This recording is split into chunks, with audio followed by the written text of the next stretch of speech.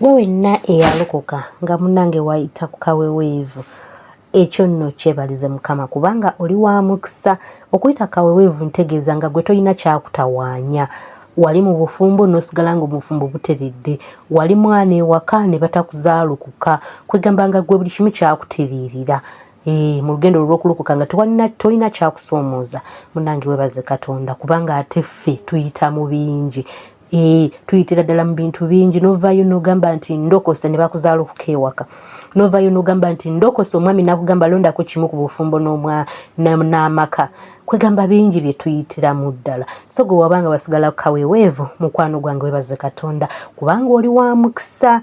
Era mu b'emikisa olina okwebala nti naawe mw'oli. Olunaku lwa leero nkuleetedde mami Justine Mugerwa nga zze omanyi mami ebintu byebyo biba byakuzaamu maanyi.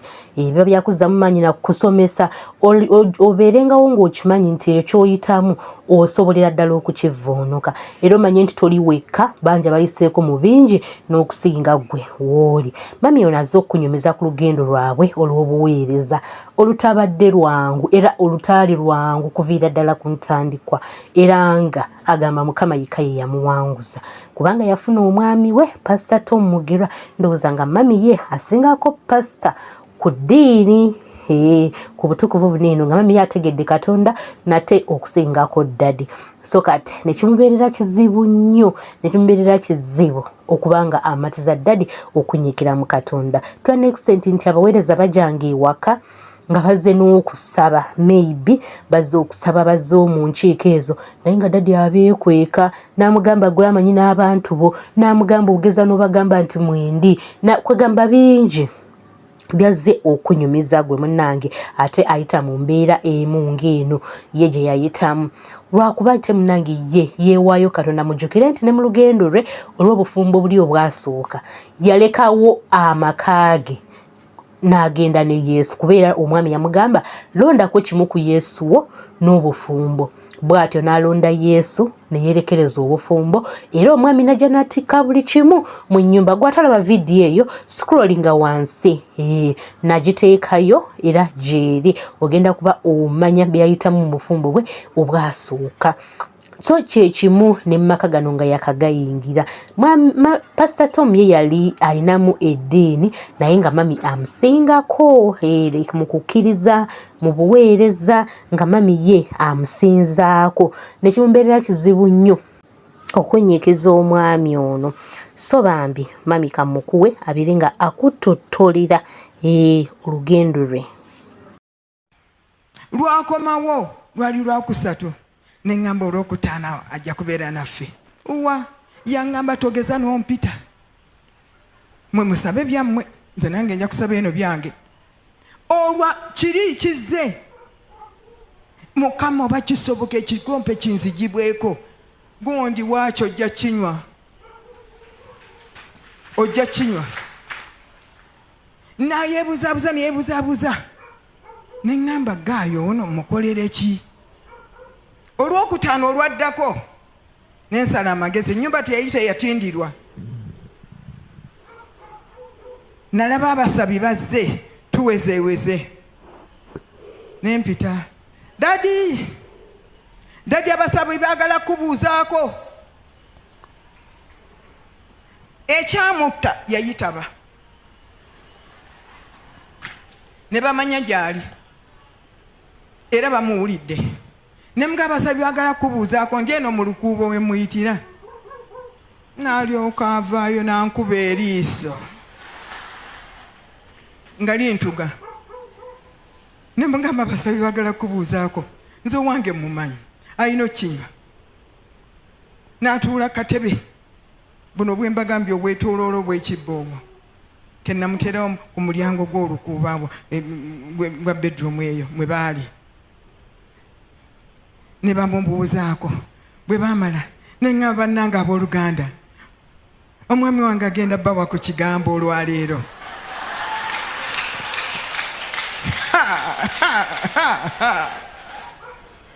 Eriiso eryaddako saalyagala nga limpita mu buyisi bwe riti kumpi kunfumita. Ne mugamba waakyo ojja kinywa. Mukama agamba ojja kinywa. N'asiriikirira talina kyakunkola. Ekigambo naye ekifuna. Ddayo mu Uganda onzimbira ejje ligenda okulwana mu nnaku ez'oluvannyuma. Ejje liwe eriri litandise lyatandikirako. Naye ng'akoze eki? Aga nti bwe kiba kisoboka ekikompe kinzigibweko. Mugaba naabo Oluganda agenda tuwa ku kigambo n'omusomesa wa kigambo. Nantunuulira ne mutunuulira. Ne mukadde tukwaniriza abasabi bakwaniriza munnange. Natunulako wansi bw'ati. Ng'abikubaganya mutabiregeera. Nirize bannange. Nanga akale kanzije. Naddayo mu kisenge n'anona Bayibuli ye. Najja. Nakuba eriiso. Ne mugamba ojja kinywa. Munda yange. Nga njogerya munda yange. Mwami wange muwe ekitiibwa. N'atuwa ekigambo. Lwe yatuwa ekigambo twakeesa nga tusaba. Omujulizi wange wuuli. Ffe bulijjo nga tuyimba ne tugabanako ekigambo. Ani amanyi Musumba Sala Sejjoba? Olwo ge tuli naye. N'abala Musumba Isaac Kituuka be tuli nabo. Ye first class eyasooka. N'abalala bali mu Amerika, abalala tebaliwo, abalala bwe batyo. Naye nga bonna gye bali balungi bakyayimiridde.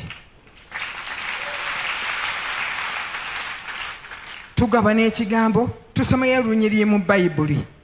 Ne tuyimba ne tuzina ne tuyimba ne tuzina ne n'omulala n'awaayo ekigambo asoma nno olunyiriri mu Bayibuli. Terina amayina kubikkulirwa kintu kyonna naye nga tunyumirwa. Bwe ziwera 9, 10 ne twebaka. Ffenna muddiira awo. Naye ku olwo lwatuwa ekigambo twakeesa. Bwe musomesa wa kigambo. Njagala okubulya ne nga manyi kyagenda okunkola. Neninda. Nebwala nalwawo obudde bukedde ntegeka emikeeka nzingako emikeeka n'ekimuze nyenye. Abaana bwe bagolokokera ntandise okutegeka abaana bagende ku ssomero ntyayo eri. Naye omusanga ng'afuluuta ne nga nti kiwedde kayeebake bw'anaagolokoka bwe tunaatandikira. Naye mwana wange Katonda mulungi. Olwagolokoka nanga egwe teweebaka. Nze nakooye naye mwebale kusaba. Ekyo kyabadde kirungi. Nenga akiyingidde. Mukama yeebazibwe. N'atandikiraawo.